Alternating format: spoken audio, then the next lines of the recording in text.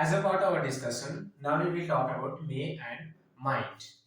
So, may is a modal verb. It used to show the possibility or permission. Like first one is you may be right. So you said something or you have done something. Someone is giving verdict that you may be right. Now another one is it may be the cause. Okay, so you're doubting on something. You're guessing something. It may be the cause. As we already mentioned that all these modal verbs used to show a future possibility, modesty, probability, etc. So here also we use it to show the permission. Here like may I come in? When you go to some office or when the elders are there being modest, you ask for permission. May I come in? Next, may I go home? Okay, when some discussion is over or school is dispersed or your office is dispersed or meeting is over, then you are asking for permission. May I go home? Next, may I turn on the fan? In a room you all are sitting and the fan is off. Okay, maybe you're feeling hot, that the room is hot and you're asking for permission. May I turn on the fan? May I switch on the light? Now, you may go now. When someone give you permission, okay, when the discussion is over at that time, the boss or the elders ask you may go now. Now, coming to the wish part. Okay, also we express wish by this word may. May God bless you. Okay, few people or elders they bless, they pray for us. May God bless you. Next, may you live long. Another blessing, another pray. May his soul rest in peace when people die. Okay, what do you say? May his soul rest in peace. We show the sympathy. Okay, next one is may and but. Sometimes both of them use. Okay, like it may be a beautiful house, but it is costly. Okay, it may be a luxurious car, but it is out of my budget. Okay, so those are the possibilities. Now another one is purpose. We express purpose also through this word may. Like here, we eat so that we feed, we live. Okay, we eat so that we live. We read so that we write the exam better. Okay, here. Next one is past possibility.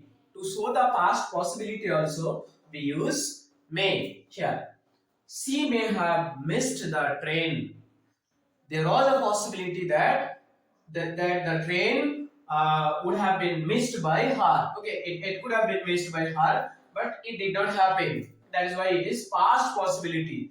She may have missed the train. Okay, so these are the things we use or the expression we express through may. Now coming to might. Might also it used as the past of may and condition. It express conditions and sometimes possibility also. Okay, let's see how it happens. Charan said he might go to Kolkata. Okay, so our boy's name is Charan. He might go to Kolkata. Okay, so there was a chance of going to Kolkata. Charan said it is a past action. It happened. Actually, Charan did not go. Okay, or maybe whether if he went also we don't know. Okay, so Charan said he might go to Kolkata. Charan said you after that whether it happened or not you don't know. It is a past action. Now, if you take rest for a couple of days, you might feel better. If you take rest for a couple of days, you might feel better. It's a condition. Now, maybe you're not feeling well. Okay, you're suffering from any disease or fever or whatever is it. Then someone is giving you suggestion that if you take rest for a couple of days, okay, for 3-4 days, you will feel better. Okay. Next one is I might get a good job soon. So you are doing a job that's like in comparison to that, or maybe you are a jobless, you're looking for a job, or you are just a student or a freshers. After that, you're looking for a job and you're saying that possibility. Okay, I might get a job. There is a possibility, clear possibility, strong possibility. You can see it. Okay, so in that cases, we use might. So, till now, that's all about may and might. Next, we have must, have to, has to, had to, and ought to. Let's see one by one. First one is must.